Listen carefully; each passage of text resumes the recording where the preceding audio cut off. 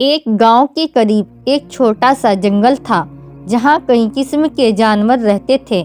اس جنگل کے بیچوں بیچ ایک خوبصورت جھیل تھی۔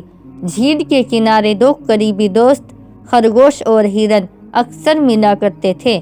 وہ دونوں بہت اچھے دوست تھے اور ہر وقت ایک دوسرے کی مدد کے لیے تیار رہتے تھے۔ ایک دن جنگل میں ایک شکاری آیا۔ شکاری کے پاس ایک بڑا جال اور تیر کمان تھا۔ وہ کسی جانور کو پکڑنے کی نیت سے آیا تھا۔ شکاری نے جھیل کے قریب جھاڑیوں کے پیچھے چھپ کر انتظار کرنا شروع کیا۔ اتفاق سے ہرن پانی پینے کے لیے جھیل کے کنارے آیا۔ شکاری نے موقع دیکھ کر اپنا جال پھینک دیا اور ہرن کو پکڑ لیا۔ ہرن گھبرا گیا اور مدد کے لیے آوازیں دینے لگا۔ خرگوش جو قریب ہی کھیل رہا تھا، ہرن کی چیخیں سن کر فوراً دوڑ کر آیا۔ اس نے دیکھا کہ شکاری ہرن کو باندھ رہا ہے۔ خرگوش نے تیزی سے سوچا کہ اپنے دوست کو کیسے بچایا جائے۔ اچانک اس کے دماغ میں ایک ترکیب آئی۔ خرگوش نے بھاگتے ہوئے شکاری کے سامنے جانا شروع کیا اور زور زور سے اچھلنے لگا تاکہ شکاری کی توجہ اس پر ہو جائے۔ شکاری نے خرگوش کو دیکھا اور سوچا کہ اگر میں اسے بھی پکڑ لوں تو میرے پاس دو شکار ہو جائیں گے۔ وہ ہرن کو وہیں چھوڑ کر خرگوش کے پیچھے دوڑنے لگا۔ خرگوش اپنی چالاکی سے شکاری کو جنگل کے گہرے حصے کی طرف لے گیا جہاں شکاری راستہ بھول گیا۔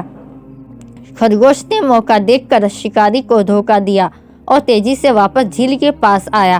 اس نے اپنے تیز دانتوں سے ہرن کی رسی کو کاٹ دیا اور اسے آزاد کر دیا۔ ہرن آزاد ہو کر بہت خوش ہوا اور خرگوش کا شکریہ ادا کیا۔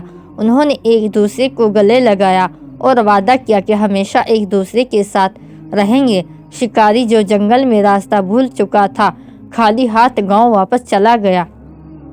یہ کہانی ہمیں یہ سبق دیتی ہے کہ دوستی میں قربانی اور بہادری بہت اہم ہوتی ہے۔ اگر ہم اپنے دوستوں کی مدد کے لیے دل و جان سے تیار ہو تو دنیا کی کوئی طاقت ہمیں ہرا نہیں سکتی۔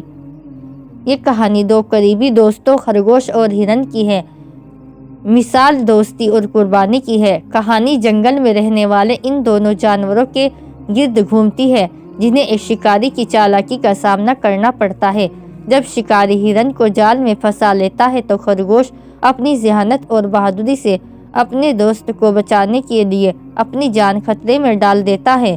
یہ کہانی ہمیں دوستی کی اہمیت، قربانی کی طاقت اور ایک دوسرے